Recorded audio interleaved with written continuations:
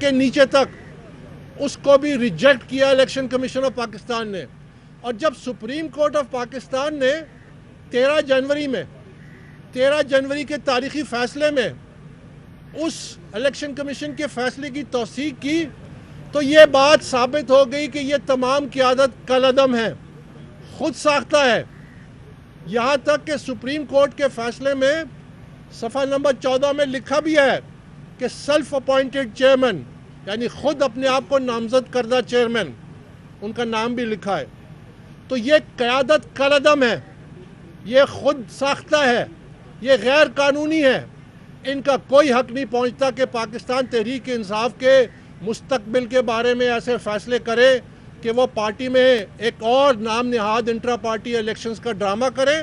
نہ صرف یہ بلکہ یہ کالعدم قیادت کا قانونی اختیار ہی نہیں ہے کہ وہ کسی اور جماعت بشمول سنی اتحاد کونسل سے کسی قسم کا معاہدہ کرے.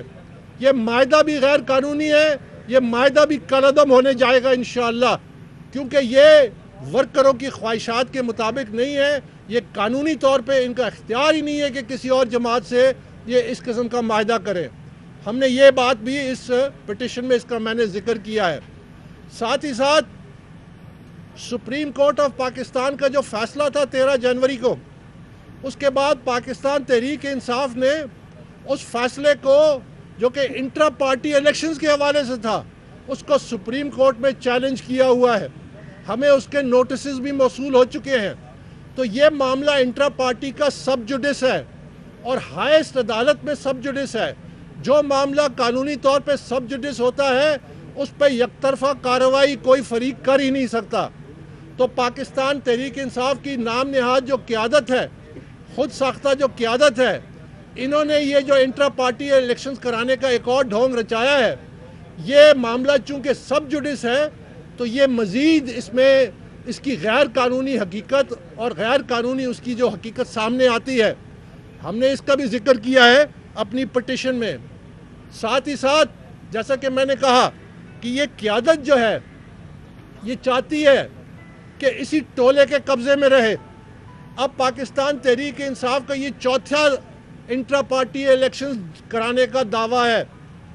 یہ کیا وجہ ہے کہ وہی قیادت بار بار دوبارہ نمودار ہو جاتی ہے اور بلا مقابلہ منتخب ہو جاتی ہے، اور سوائے بلوچستان کے تمام جو قیادت ہے وہ بلا مقابلہ، اور وہی قیادت جو پچھلی دفعہ بھی جس کو سامنے لایا گیا تھا، اس سے پچھلی دفعہ بھی سامنے لایا گیا تھا. یہ الیکشن کے نام پہ ایک اور ڈھونگ ہے. آپ اس سے اندازہ لگائیے کہ ایک جماعت جو انٹرا پارٹی الیکشنز میں دعویٰ کرتی ہے اور سپریم کورٹ میں انہوں نے لکھ کے دیا کہ ہمارے تقریباً 8.5 لاکھ ممبران ہیں. 8.5 لاکھ ممبران میں سے کل 940 ممبران نے ووٹ دیا، یعنی 0.11% پارٹی کے ممبران نے الیکشن میں حصہ دیا. تو یہ تو میں سمجھتا ہوں کہ حسنی مبارک اور عیدی امین جیسے جو ڈیسپوٹس تھے، اس قسم کا ناٹک شاید وہ بھی کبھی نہ رچاتے.